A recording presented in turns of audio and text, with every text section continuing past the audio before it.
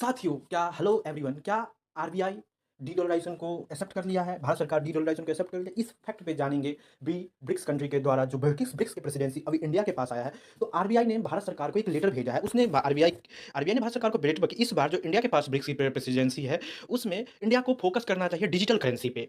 और आरबीआई ने ये भी मेंशन किया है, डिजिटल करेंसी मीन्स डी-डॉलराइज़ेशन को नहीं, अपने रुपयों को डिजिटल करेंसी के फॉर्म में जो हर देश कर रहा है ब्रिक्स के मेंबर, तो डिजिटल करेंसी एक प्लेटफॉर्म हो जिससे क्या होगा, वो पुश करेगा मोर कंट्री को ताकि प्रमोट हो डिजिटल करेंसी को। RBI clearly said this is not a de dollarization. BRICS country are often seen anti west. BRICS को आज यूएसए एंटी वेस्ट से कहता है, but RBI recommended the use of digital currency in ₹1।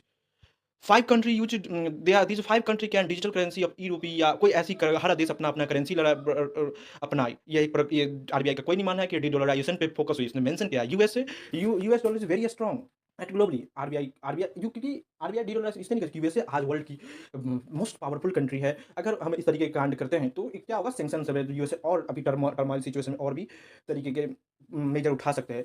The BRICS indirectly look alternative of BRICS चाहता है कि एक BRICS platform चाहता है कि एक डिजिटल करेंसी हो और डी डॉलराइजेशन पर इंडिया अपनी प्रेसिडेंसी में कोई भी इस तरीके का मूव नहीं करना चाहता जिससे हार्म हो यूएस की legacy. India use a local currency. India ने कहा है कि हम लोकल करेंसी का यूज करें ऑयल इंपोर्ट में। इससे क्या होगा, इन्फ्लेशन कंट्रोल करे, बैलेंस ऑफ पेमेंट को। BRICS bloc is ultimately focus. BRICS does not want to common currency और according to recent government website. और एक हाल ही में जो सऊदी अरेबिया अभी तक ब्रिक्स का मेंबर नहीं था, और आज ही ब्रिक्स की आज या कुछ दिनों पहले ही सऊदी अरेबिया ने भी ब्रिक्स का मेंबरशिप ज्वाइन कर लिया है। ब्रिक्स 2011 में थर्ड मीटिंग एनुअल समिट में साउथ अफ्रीका ने भी ज्वाइन किया है। आज पार्टनर भी सब ब्रिक्स के जैसे Belarus, Malaysia, Cuba, Vietnam, Uganda. आइए दोस्तों, हम अब नेक्स्ट जब ब्रिक्स की फॉर्मल समिट होगी, जब हेड ऑफ द रिप्रेजेंटेटिव आएंगे सारे देशों के, तब क्या कौन सा रिजोल्यूशन पास होता है ब्रिक्स मेंबर के द्वारा, तब ये बात पता चलेगी क्या ब्रिक्स क्या क्या अपनी जो इकोनॉमिक ग्रोथ है इन साउथ एशिया में, क्या इसको मेंटेन कर पाता है। ये बहुत बड़ी बात जानी है। और ब्रिक्स ने कहा है कि हम लोकल करेंसी में, लोकल या ई रूपी में प्रमोट करें, ताकि ब्रिक्स कंट्री जो इंडिया की प्रेसिडेंसी में कोई हार्मनी विथ रिलेशन है वो यूएस के साथ खराब ना हो पाए।